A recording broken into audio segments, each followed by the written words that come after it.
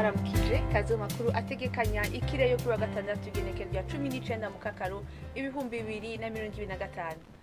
Ejo mu gitondo hategekanywa ko azokwaka izubacemo n'ibicu bikeya mu ntara zose zigize igihugu cacu.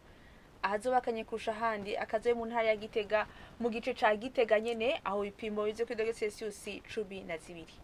Ku muhingamo hatekanywa ko naho nyene hazokwaka izubacemo n'ibicu bikeya mu ntara zose zigize igihugu cacu. Ibipimo vy'ubushuhe birejo kushani bizokibonekeza mu ntara ya Bujumbura mu gice ca Cibitoke gusa aho bize kuri Celsius 32. Ejo mu gitondo hatekanywa ko izuba rizoseruka isaha 12 zirenga iminota 10 rirenge isaha 12 zirenga iminota 7 zo ku mugoroba. Akaba ari ngagaruke makuru atekanya ikirere yo kuri wa gatandatu mwateguriwe n'ikigo Ijebu. Yari Fiona Tujinka yabashikirije na utaha.